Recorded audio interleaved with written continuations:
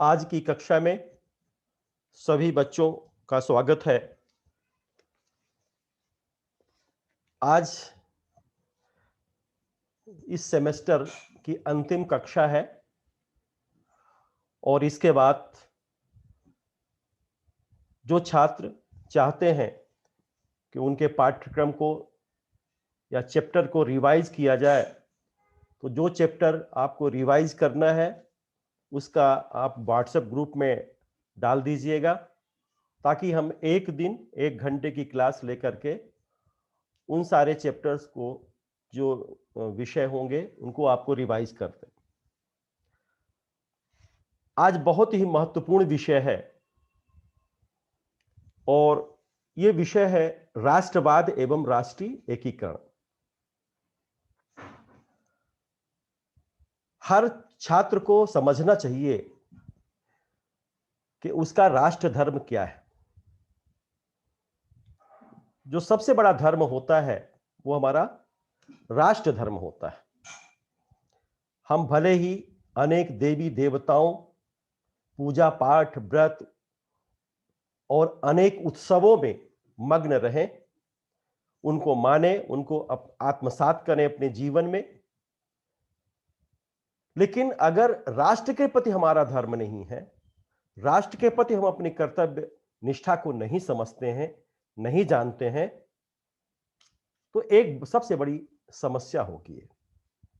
किसी भी देश की एकता एवं अखंडता के लिए राष्ट्रीय एकीकरण की प्रक्रिया बहुत जरूरी होती है, क्योंकि जब राष्ट्र ही एक नहीं होगा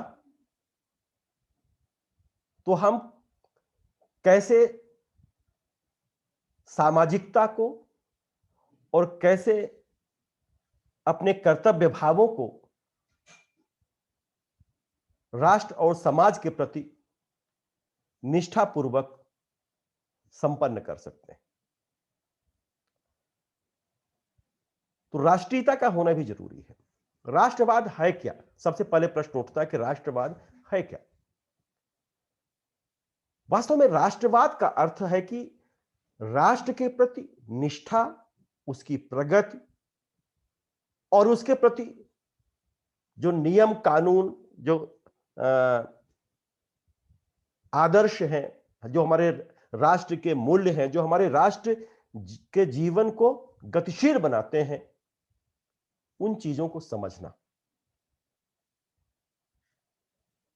डॉक्टर हेडगेवार ने कहा था कि किसी एक विशिष्ट भूभाग में लोग केवल रहते हैं, इसलिए राष्ट्र नहीं बनता।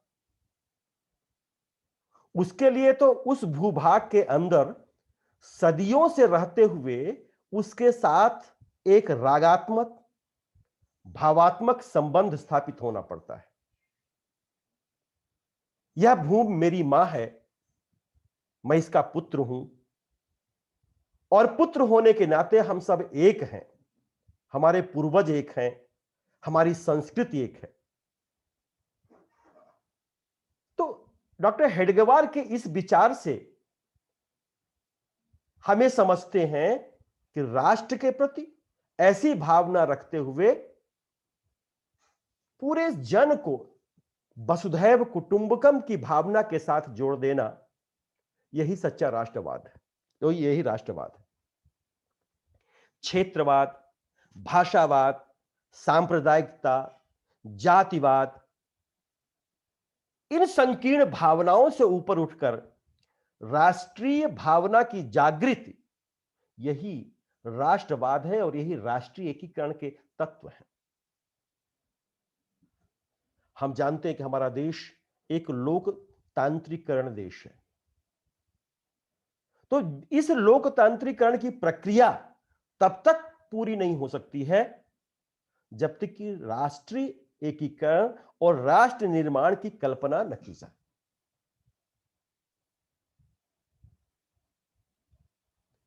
तो इन चीजों को भी हमें समझना है। वास्तव में राष्ट्रवाद, नेशन, राष्ट्र का जन्म लैटिन भाषा शब्द नेसो से हुआ है। नेसो, और इसका मतलब होता है सामूहिक जन्म अथवा वंश के भाव को व्यक्त करना। परंतु आधुनिक काल में इसका अर्थ राष्ट्रीयता है, नेशनलिटी है। इस शब्द का समरूपी होने पर राष्ट्र शब्द किसी राष्ट्रीयता की सामान्य राजनीतिक चेतना का द्योतक है। एक थिंकर हुए हैं जिम मर्न। वो कहते हैं कि किसी सुनिश्चित स्वदेश के साथ जुड़ी विचित्र तीव्रता, घनिष्ठता तथा सम्मान की भावना का संयुक्त रूप है राष्ट्र, नेशन। अर्थात जिनकी एक जाति, एक संस्कृति, एक भाषा, एक निश्चित भूभाग हो और वो उसमें निवास करते हो, सभी में परस्पर तालमेल हो, सभी में वसुधैव कुटुंबकम की भावना हो, सभी एक दूसरे के प्रति विश्वास रखते हो, सभी अपने देश, अपने समाज के प्रति आदर भाव रखते हो, और यही विश्वास उस राष्ट्रवाद का एक प्रतीक है, उस राष्ट्रवाद का समर्थन। तो राष्ट्रवाद उस विश्वास को कहते हैं जिसके द्वारा प्रत्येक राष्ट्र को यह अधिकार है कि जिस भूभाग पर वे सदियों से रहते हैं उस पर वे स्वतंत्र रूप से शासन कर सके, स्वतंत्र रूप से अपने विचारों को एक दूसरे के साथ शेयर कर सके। अब राष्ट्रवाद क्या है, कुछ परिभाषाओं पर हम गौर करेंगे। What is nationalism? Yogi Arvind कहते हैं सनातन धर्म ही राष्ट्रवाद है। धर्म के साथ यह राष्ट्र गति करता है। यहां उन्होंने राष्ट्रवाद को किससे जोड़ा दिए हैं? सनातन धर्म से जोड़ दिए। उनका मानना है कि जो आदिकाल से हमारी सनातन धर्म की प्रक्रिया चली आ रही है वही राष्ट्रवाद है। एनी बेसेंट का मानना है कि राष्ट्र एक आध्यात्मिक सत्ता है और ईश्वर की एक अद्भुत अभिव्यक्ति है। बहुत ही समग्र परिभाषा देने का प्रयास किया है एनी बेसेंट ने कि राष्ट्र एक आध्यात्मिक सत्ता है। उनका कहना है कि जिस देश में जो राष्ट्र अध्यात्म से अलग रहता है, क्योंकि अध्यात्म हमारी सांस्कृतिक विशेषताओं को जीवित करते हैं, तो वो कहते हैं कि राष्ट्र एक आध्यात्मिक सत्ता है और ईश्वर की एक अद्भुत अभिव्यक्ति है। ये जब आध्यात्मिक सत्ता बनी रहेगी तो जो हमारे आराध्य होंगे, जो हमारे ईश्वर होंगे, जो हमारे गॉड होंगे, उनके विचार हम तक संप्रेषित होते रहेंगे। अब गीता में जो कुछ कहा गया है, अगर आप गीता को पढ़ेंगे तो बहुत सारे राष्ट्र धर्म के कर्तव्य आपको देखने को मिलेंगे। हमारे भारतीय पुराणों में, हमारे भारतीय ग्रंथों में राष्ट्रवाद की एक से एक डेफिनेशन, एक से एक परिभाषाएं, एक से एक अवधारणाएं समाहित हैं। अब यह अलग बात है कि आज हम राष्ट्रवाद को दूसरे नजरिए से देखने लगे हैं। रेनन कहते हैं कि राष्ट्रवाद की विशेषता आध्यात्मिक रूप में है। इन्होंने भी राष्ट्रवाद को अध्यात्म से जोड़ा है। वहीं बिपिन चंद्र पाल का मानना है कि जो राष्ट्रवाद धर्म की जड़ों से पोषण प्राप्त करता है वही स्थायित्व प्राप्त करता है। जो राष्ट्रवाद धर्म की जड़ों से पोषण प्राप्त करता है वही स्थायित्व प्राप्त करता है। और यहां राष्ट्रवाद, यहां पे जो धर्म का संकेत है वो हिंदू धर्म से नहीं, मुस्लिम धर्म से नहीं, सिख धर्म से नहीं, ईसाई धर्म से नहीं, वो ह्यूमन रिलीजन से है, जो सारे मनुष्यों को इंटीग्रेट करता है, जो सारे मनुष्यों को एक करता है। वही धर्म सबसे बड़ा धर्म है और ये हर धर्म की विशेषताएं हैं। धर्म में ज्यादती कब आती है? जब हम धर्म को अपने वैयक्तिक चश्मे से देखने लगते हैं, अपने स्वार्थ के चश्मे से देखने लगते हैं, हम सामाजिकता से अलग हटकर देखने लगते हैं, हम देश से अलग हट करके देखने लगते हैं, राष्ट्र से अलग हटकर देखने लगते हैं, वसुधैव कुटुंबकम की भावना से अलग हटकर देखने लगते हैं, तब उसमें विकृतियां उत्पन्न हो जाती हैं। और ऐसे विकृतियों से जब बचने की प्रयास किया जाता है तो वही हमारा राष्ट्रवाद होता है, वही सबसे बड़ा धर्म होता है। पंडित दीनदयाल उपाध्याय ने राष्ट्र को राजनीतिक नहीं अपितु सांस्कृतिक इकाई माना है। वो कहते हैं कि राष्ट्र, जो देश होता है, वो कोई राजनीतिक सत्ता नहीं है, कोई राजनीतिक लोकतंत्र नहीं है, बल्कि वह एक सांस्कृतिक इकाई है जो सदियों से हमारी विरासत चली आ रही, जो हम विरासत में पाए हैं, हमारी जो सांस्कृतिक विशेषताएं हैं, वो विशेषताएं हमारी राष्ट्र की इकाई, वही विशेषताएं हमारी, वही सांस्कृतिक इकाई हमारी धरोहर है, वही हमारी पहचान है, और वही पहचान हमको आगे की ओर बढ़ने के लिए प्रेरित करती है।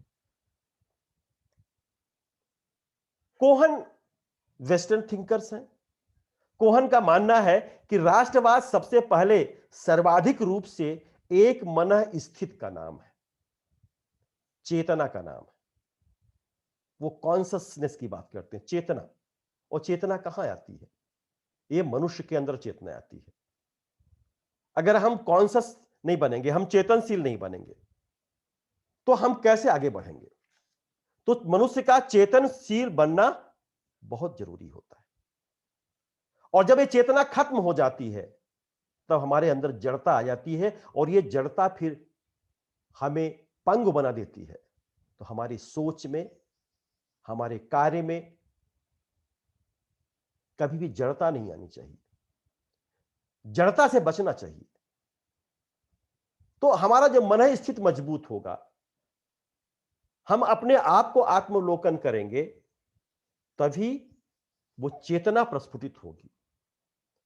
अगर हम अपने आत्मावलोकन नहीं करेंगे, अगर हमारे पास स्वतः चेतना नहीं आएगी, आत्मचेतन का विकास नहीं होगा, तो वसुधैव कुटुंबकम की चेतना का विकास कैसे होगा?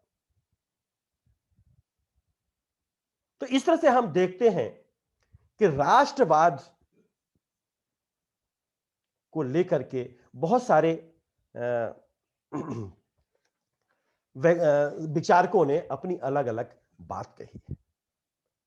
अबे राष्ट्रवाद के कुछ अनिवार्य तत्व होते हैं, essential elements of nationalism. Nationalism है क्या? इसके कुछ अपने विशेषताएं हैं, कुछ एलिमेंट, कुछ तत्व हैं। इन तत्वों को आप देख रहे होंगे।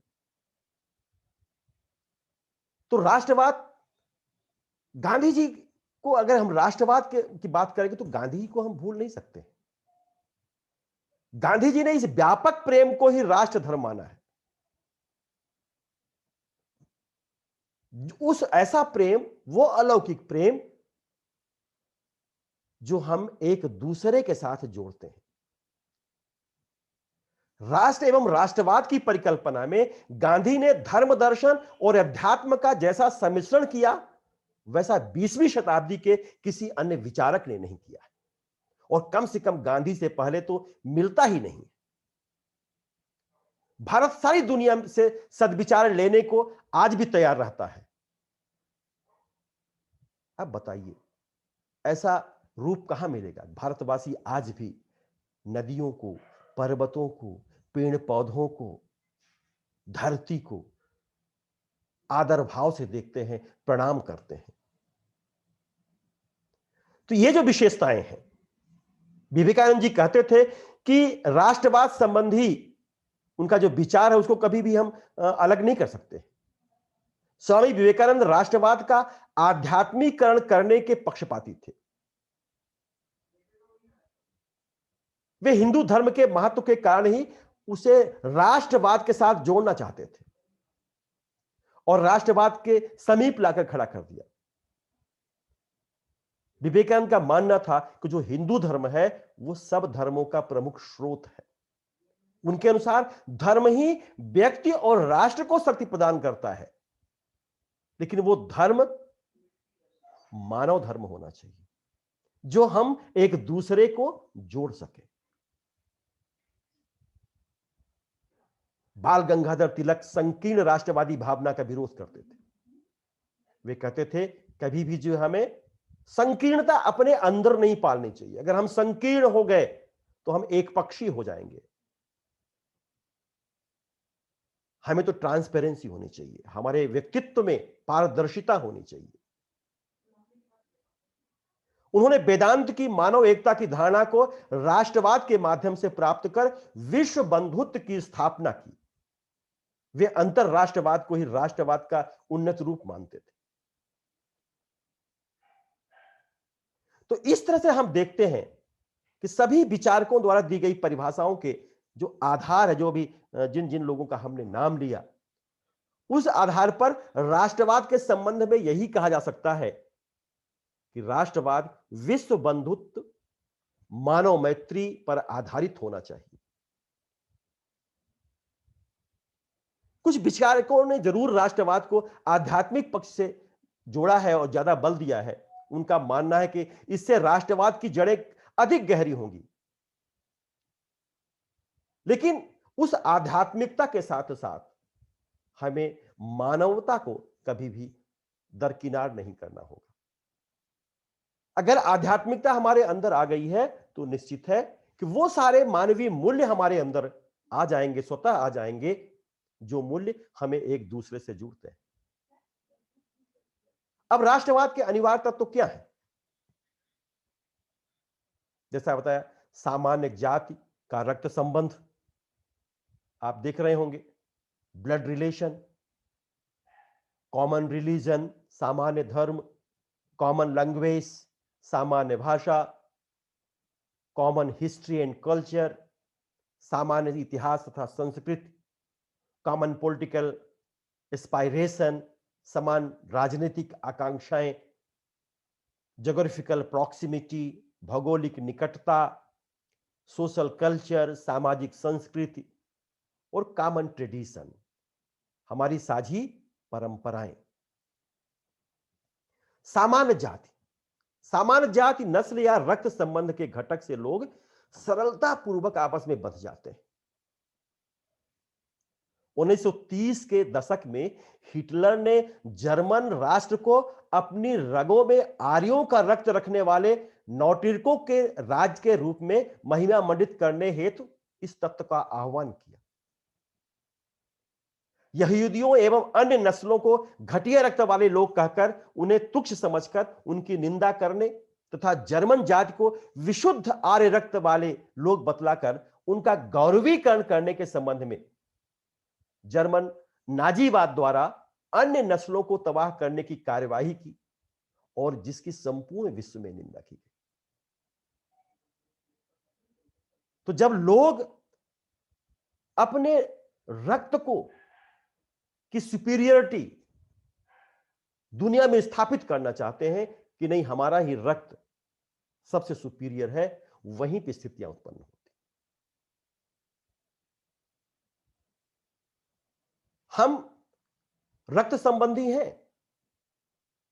अब आप देखिए, यहां पे हमारे देश में विभिन्न जातियां हैं, विभिन्न धर्म हैं, विभिन्न भाषाएं हैं, विभिन्न रूप रंग भाषा सब अलग अलग है। लेकिन इनके भले ही विभिन्न रूप हो, लेकिन रक्त के जो रूप होते हैं वो निश्चित है। वो ए होगा, ए प्लस होगा, ए पॉजिटिव होगा, बी होगा, इस तरह से जो है ए बी होगा। इनको बहुत ही सीमित ग्रुपों में हमने बांट दिया है। तो अगर हम रक्त ग्रुप्स को अगर ले लें तो दुनिया में हमें लगता है कि बहुत सारे लोगों का जो है एक ही संवर्गीय हो जाएंगे, लेकिन उसका संबंध यहां उस ग्रुप से नहीं है। यहां उस एक जाति और नस्ल जो हमारे ब्लड रिलेशन, जो रक्त संबंधी की पहचान होते हैं,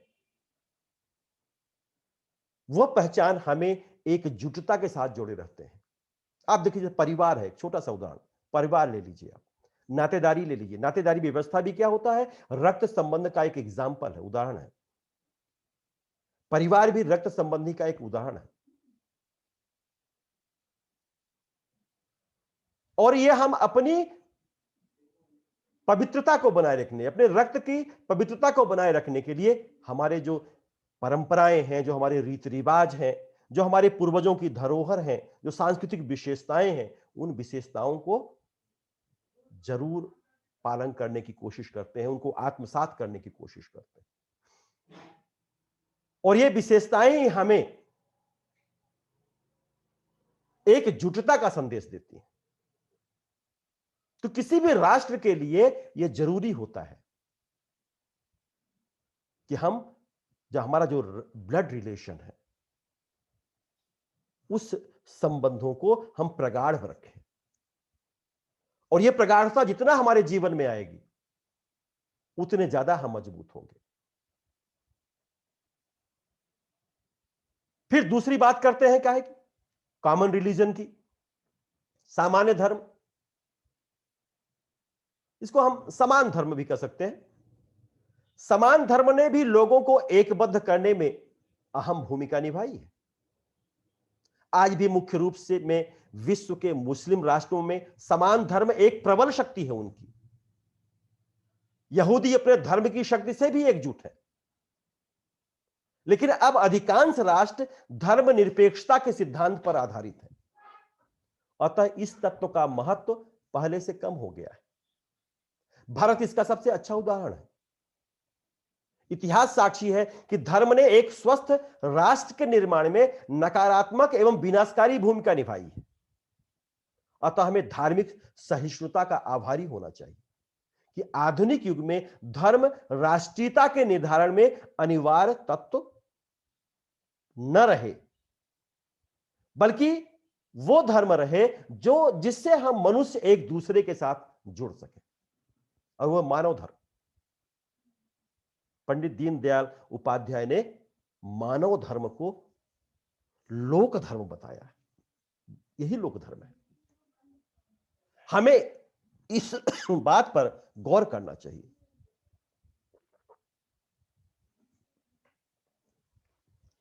वो कहते मानववाद, जो उनका मानवतावाद है, जो मानववाद है, वो मानववाद निश्चित है एक बहुत जीवन को और पूरे समाज के जीवन में या राष्ट्र के जीवन को गतिशील करने का एक महामंत्र है।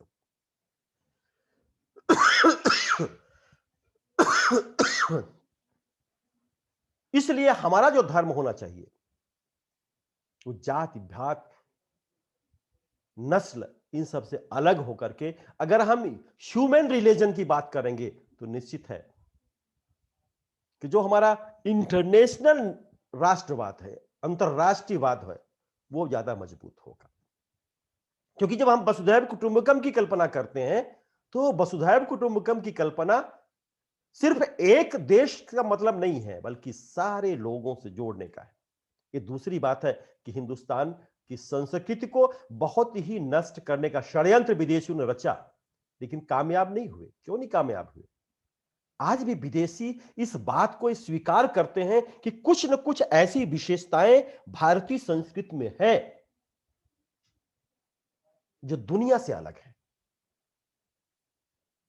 और वही विशेषताएं क्या है? वो विशेषताएं हैं सहिष्णुता का, धार्मिक सहिष्णुता का। हम अपने धर्म के प्रति सजग हैं, अपने धर्म के प्रति आदर करते हैं, लेकिन हम दूसरे धर्म का भी सम्मान करते हैं। वो फिरका परस्ती लोग हैं जो अपने धर्म के लिए दूसरे धर्म का विरोध करते हैं। यह भी कहा गया ना, धर्मो रक्षति रक्षता। धर्म जिसकी रक्षा करेगा, धर्म की जो रक्षा करेगा वो उसकी रक्षा करेंगे।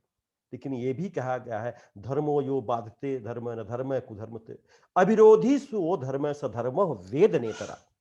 जो धर्म दूसरे धर्म का विरोध करता है वो धर्म है ही नहीं है। धर्म का स्वरूप तो वो होना चाहिए, अविरोधिता का होना चाहिए। और सबसे बड़ा धर्म तो मैं कहता हूं मानवीय धर्म होना चाहिए। फिर सामान्य धर्म, ये भी हमारे राष्ट्रवाद के तत्व हैं। फिर सामान्य भाषा, कॉमन लैंग्वेज, भाषा लोगों के बीच आपसी संपर्क का माध्यम है। किसी राष्ट्र के लोग अपने विचारों व संस्कृति को साझे साहित्य, देशभक्ति के गानों के रूप में अभिव्यक्त करते हैं। भाषा का प्रत्येक शब्द उन संबंधों का द्योतक है जो भावनाओं को स्पर्श करते हैं। हमारी भाषाएं एक दूसरे से जोड़ती हैं। कहीं आप बाहर गए हो, रीवा से बाहर गए हो या किसी दूसरे क्षेत्र का है, आप देखिए अगर आपने अपनी भाषा का प्रयोग कर दिए और अगल बगल कोई वो होगा तो वो तुरंत आपके पास आ जाएगा, अच्छा ये बघेली भाषा बोल रहा है, अर्थात ये रीवा सतना सीधी का ही हो सकता है। ये मालवा भाषा बोल रहा है, ये मालवा का हो सकता है। बुंदेली बोल रहा है, ये बुंदेलखंड का हो सकता है। भाषा अभिव्यक्ति का सबसे सशक्त माध्यम होता। अगर भाषा न होती तो जो आज एक कल्चरल मोबिलिटी दिख रही है पूरी दुनिया में, वो न होती। तो सांस्कृतिक गतिशीलता को आगे बढ़ाने के लिए भाषा का महत्वपूर्ण भाग होता है। और क्योंकि भाषा जो है हमारी भावनाओं को स्पर्श करती है, और भाषा में हमें शब्दों का चयन भी करना चाहिए।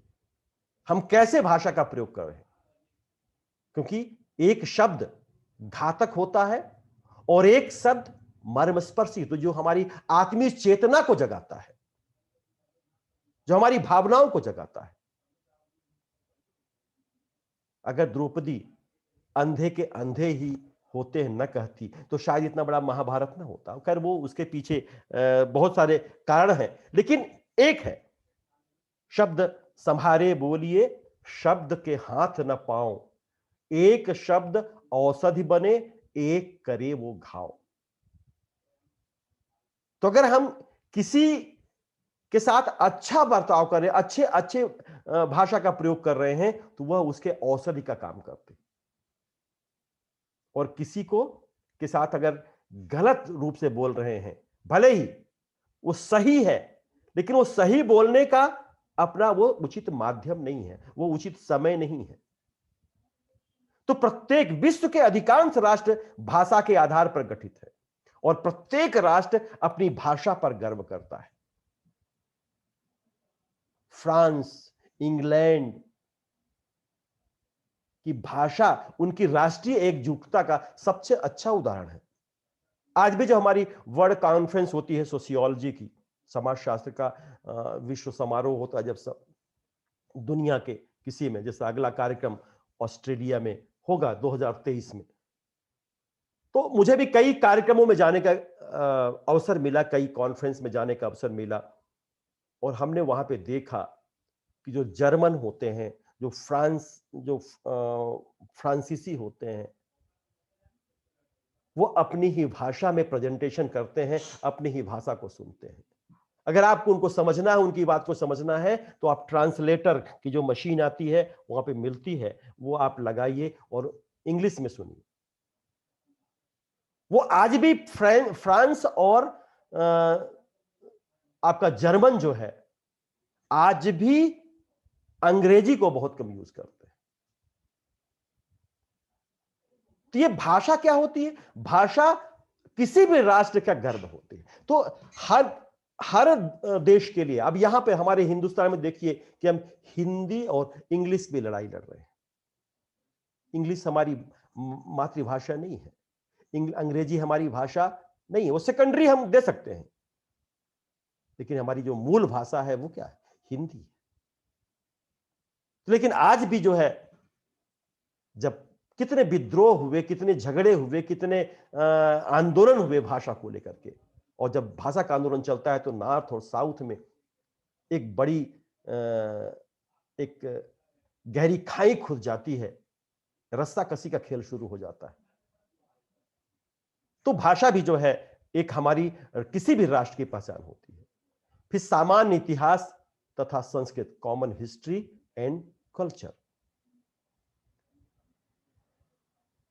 सामान्य इतिहास जिसे हम कहते हैं, समान मनोवैज्ञानिक चिंतन, शैली, साथ साथ सोचने, काम करने, राष्ट्र पर आए कष्ट को एक साथ सहने एवं समृद्धि को एक साथ बांटने के तथ्य से भी प्रभावित होते हैं। हमारे जो इतिहास होते हैं वो दोनों तरह के चीजें हमारे अंदर उत्पन्न करते हैं। विभिन्नता के भाव भी उत्पन्न करते हैं और सार्थकता के भाव भी उत्पन्न करते हैं। विभिन्नता के भाव कब उत्पन्न होते हैं? जब उस परिस्थिति में हम अपने आप को अकेला महसूस करते थे।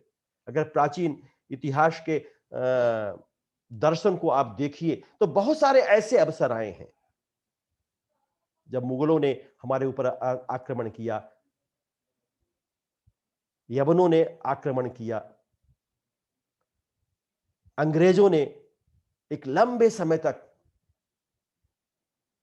हमें दास्ता के बंधन में जकड़े रहे। तो उन स्थितियों को देखें तो आपको एक बहुत पीड़ा का बोध होगा कि ऐसा क्यों था। और ऐसा इसलिए था क्योंकि हम एकजुट नहीं थे। अंग्रेज तो यहां आए, फूट डालो राज करो, और फूट डालो राज करो की चरित्र आज भी खत्म नहीं हुआ है, आज भी जिंदा है। जो राजनीतिक अस्थिरताएं चलती हैं वो कहीं ना कहीं उसके पीछे ये मनोदशा काम करता है। अर्थात आज भी हम नहीं सीख पाए, इतने वर्षों के कठोर यातना को सहने के बाद भी आज भी हम नहीं सीख पाए। तो कहीं ना कहीं कम से कम हम उस इतिहास की नाकामियों को वर्तमान से तो सीखते। और सकारात्मकता क्या होती है? जब हम पढ़ते हैं कि हमारे वीरों ने, हमारी संस्कृति ने किस तरह से पूरी दुनिया के सामने परचम फहराया, किस तरह से विवेकानंद जाकर के अमेरिका में अपनी वाणी से पूरे दुनिया का दिल अपनी ओर आकर्षित किया कि नहीं, जिस भारत को हेय दृश्य देखा जाता था उस भारतीय संस्कृति की कुछ गरिमा है, कुछ विशेषताएं हैं, और पहले उनको समझो। तो दोनों चीजें होती हैं। राष्ट्र के लिए बलिदान देने वालों के लिए स्मारक बनाने में और हम गर्व महसूस करते हैं। अपने इतिहास की परंपराओं को अमर बनाने के लिए हम उत्सवों और त्योहारों का आयोजन करते हैं। जैसे उदाहरण के लिए आप ले लीजिए, हिंदू दिवाली, होली साथ मनाकर, ईसाई क्रिसमस मनाकर, मुस्लिम ईद मनाकर, ये सारी चीजें हम अपने उन परंपराओं को, अपने उस भारतीय संस्कृति की विशेषताओं को इस प्रकट करते हैं, उसके प्रति एक आदर भाव रखते हैं जो कभी हमारी धरोहर होती थी। तो किसी भी देश के जो इतिहास है, किसी देश की जो संस्कृति है, वो भी राष्ट्रवाद के एक महत्वपूर्ण तत्व है। ये भी फिर समान राजनीतिक आकांक्षाएं, कॉमन पॉलिटिकल एस्पायरेशन।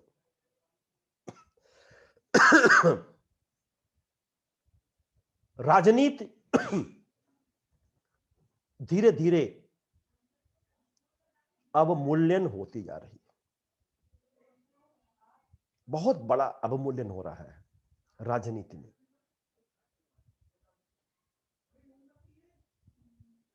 क्यों अवमूल्यन हो रहा है? क्योंकि जो हमारे मानदंड हैं, जो लोकतंत्र के जो मूल्य हैं, वो मूल्य जिंदा नहीं है,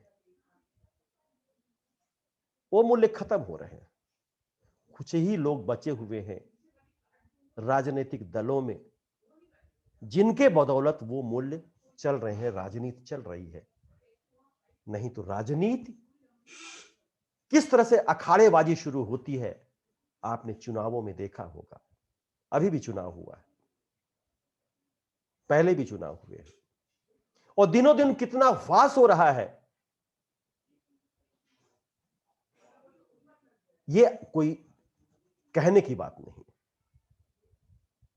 जब किसी राष्ट्र के लोग विदेशी नियंत्रण में रहते हैं तो वे सब एकजुट होकर उसके विरुद्ध संघर्ष कर उससे मुक्ति चाहते हैं और एक स्वतंत्र राष्ट्र की स्थापना करते हैं।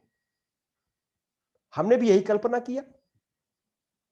1947 में आजाद हुए, हम सभी मिलकर एक साथ रहने की कल्पना किए, बहुत सारे सपने देखे, लेकिन धीरे धीरे उन सपनों पे तुषारपात होने लगा। राजनीति में जो लोक धर्म होना चाहिए वो लोक धर्म बचा ही नहीं, वो स्वधर्म में बदल गया, अपनी अनुभूति में बदल गया। अब देखिए राजनीति में अब सेवा नहीं है, राजनीति एक व्यवसाय बन गई है और व्यवसाय बनती जा रही है। 19वीं सदी के शुरू में नेपोलियन ने कई राष्ट्रों को अपने अधीन कर लिया। इसने इन राष्ट्रों में तीव्र जनविरोध को जन्म दिया। Germany, Austria, Hungary, Italy, Poland, रूस, स्पेन, यहां पे राजनेताओं, कवियों तथा अन्य वक्ताओं ने, साहित्यकारों ने राष्ट्रवाद का आह्वान किया। तो जब विषम परिस्थितियां आती हैं, जब हमारे सामने, तो फिर ऐसा क्या होता है? जैसे हमने अपनी आजादी में, अगर हम ये कह दें कि देश की आजादी कुछ लोगों के बदौलत मिली है, तो नहीं, ये तो बहुत बड़ी गलतफहमी होगी, ये बहुत बड़ी गाली होगी उनके लिए जिन्होंने अपना सब कुछ न्यौछावर कर दिया। हमने आजादी में उन रणबांकुरों को कभी हम नहीं भूल सकते हैं।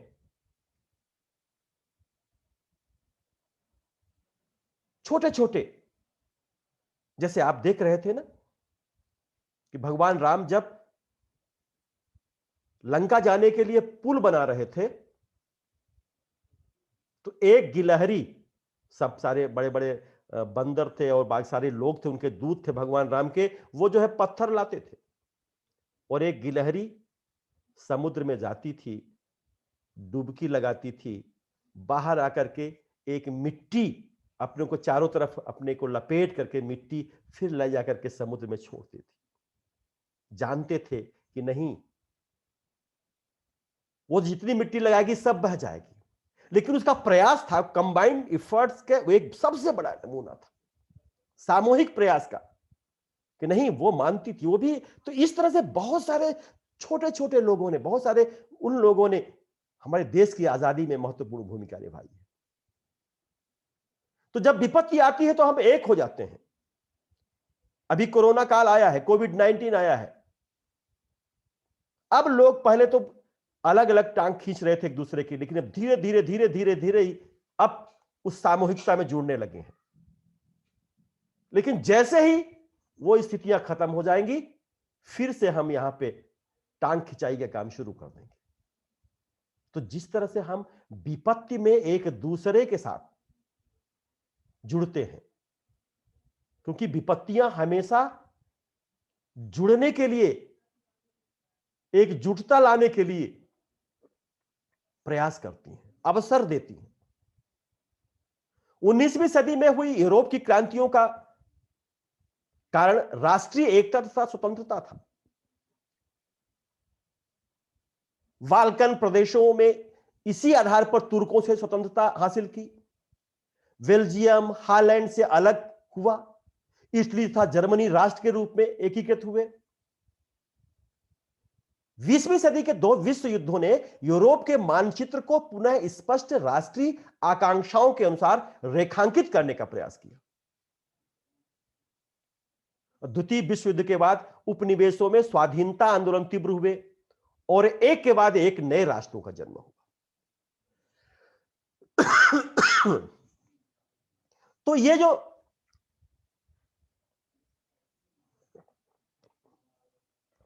नए राष्ट्र जन्म लिए, एकजुटता वहां दिखी, लेकिन हर राष्ट्र में वही हो, राजनीतिक आकांक्षाएं इतनी ज्यादा बढ़ जाती हैं कि कठिन परिस्थिति में जब जो एक रूपता हमको दिखती है, वह एक रूपता सामान्य होने पर स्थायी नहीं हो रह पाती है, वो अलग अलग टुकड़ों में विभाजित हो जाती है।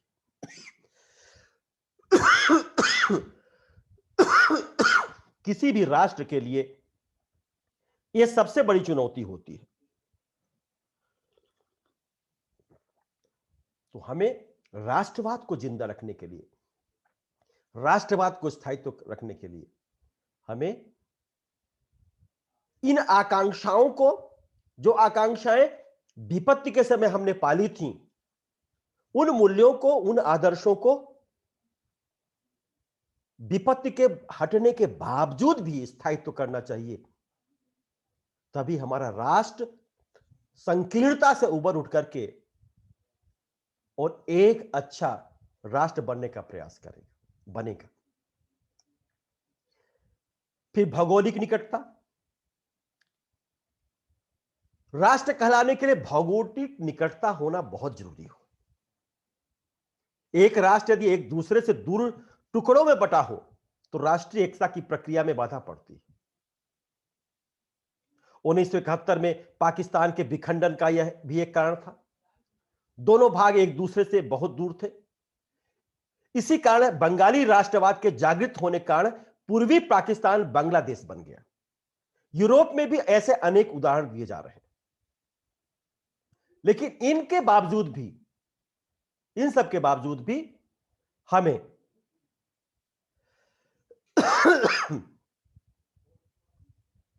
भौगोलिक निकटता, ज्योग्राफिकल प्रॉक्सिमिटी, यह होना बहुत जरूरी है।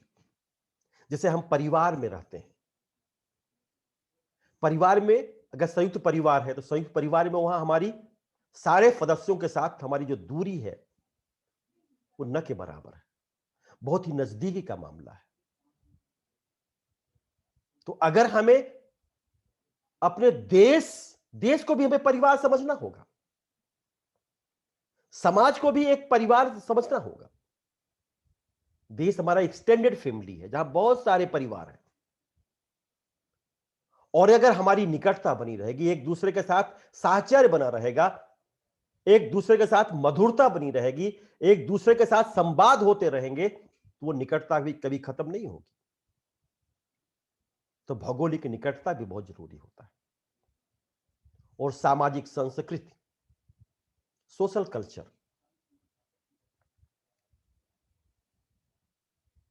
हमारे किसी भी, कोई भी देश हो, उस देश की संस्कृति उस देश की अमूल्य निधि होती है। कहा जाता है अगर किसी भी देश को, किसी भी समाज को खत्म करना है तो उसको बंदूक से, तोप से, एटम बम से ध्वस्त मत करिए, वहां की संस्कृति को खत्म कर दीजिए, वो समाज, वो देश अपने आप में खत्म हो जाएगा। संस्कृत क्या है? संस्कृत ज्ञान, विज्ञान, कला, दर्शन, रीति रिवाज, परंपराएं, प्रथाएं, जनरीतियां, मूल्य, आदर्श, प्रतिमान, इन सब का संग्रह है। और वो सारी संभावनाएं हैं जो मनुष्य समाज में एक सदस्य के रूप में प्राप्त करता है। वो सब कुछ, वो संभावनाएं जो उस समाज से वो प्राप्त कर रहा है अपने अस्तित्व को बनाए रखने के लिए। तो जो हमारी सामाजिक संस्कृति है, जो हमारी साझी परंपरा है, इन दोनों को हम एक साथ समझने का प्रयास करेंगे। कॉमन ट्रेडिशंस, जो साझा चूल्हा है, इस संस्कृति को कभी खत्म नहीं होना चाहिए। अगर ये साझा चूल्हा का भाव हमारे अंदर से खत्म हो गया तो न समाज बचेगा, न परिवार बचेगा, और न देश बचेगा।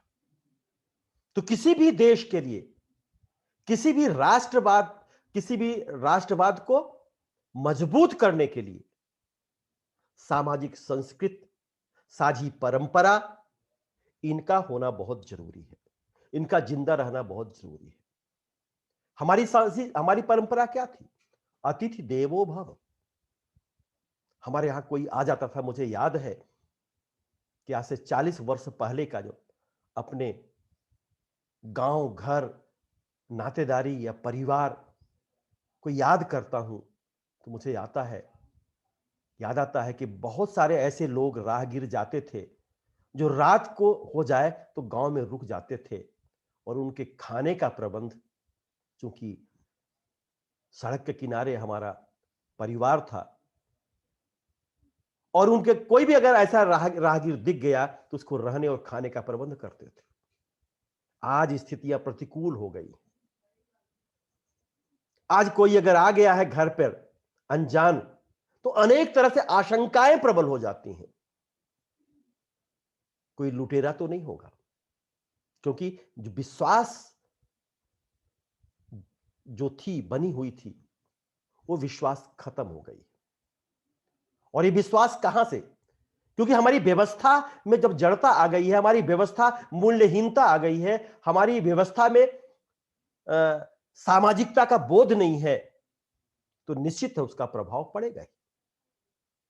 और कुछ इस व्यवस्था ने और कुछ पश्चिमीकरण और आधुनिकीकरण के भाव ने हमारी जो सामाजिक संस्कृति, जो हमारी साझी परंपरा थी, जो हमारी साझी विरासत थी, उसको खत्म कर दी।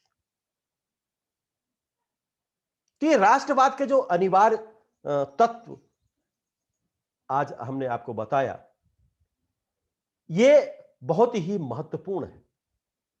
अगर ये सारी चीजें हमारे समाज में जिंदा रहती हैं, किसी भी देश में जिंदा रहती हैं, तो उस देश के विकास के लिए, उस देश के गतिशीलता के लिए बहुत जरूरी है। राष्ट्रवाद की परिकल्पना तभी पूरी हो सकती है जब हम राष्ट्र में के मूल्यों को, राष्ट्र की संस्कृति को, राष्ट्र के प्रतिमानों को, राष्ट्र की धरोहर को, राष्ट्र के सांस्कृतिक अवदानों को समझें, जानें और उसका पालन करें।